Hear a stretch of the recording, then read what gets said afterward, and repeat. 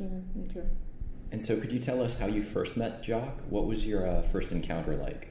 I was first exposed to his lectures, his 60s and 70s lectures. Somebody approached me, and he had gone to Jacque's lectures, and he started talking to me about his designs. And then he he had some of Jacque's lectures. I was on a cruise ship. I was doing bad portraits.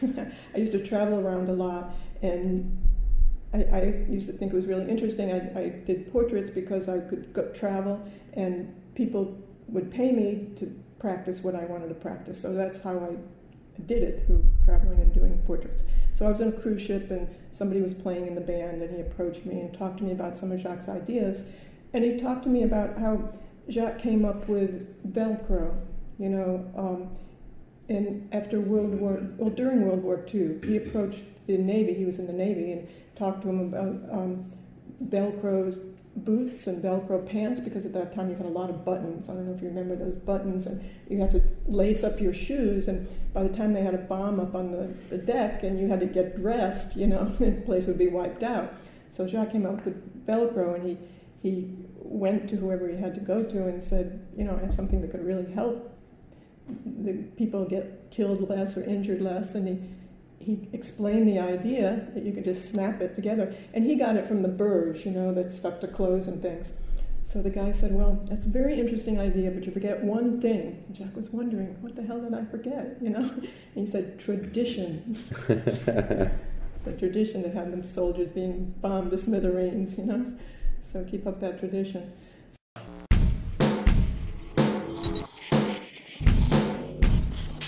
Behold, the miracle called Velcro. Where did it come from? Meet George de Mestral. Hello. Born in 1907. Imagine George, who loved the outdoors, walking through fields and forests with his dog. One day, he noticed how burrs stuck to his clothes and to his dog's fur. Oh, no. When George looked at a burr under a microscope, he discovered it was covered with many small hooks that caught on tiny natural loops in surfaces like fabric or fur. George experimented until he managed to reproduce this effect. When he succeeded, he named the product Velcro and founded a company to sell it. The name comes from a combination of the French words velours, or velvet, and crochet, or hook. So how infamous is this inventor?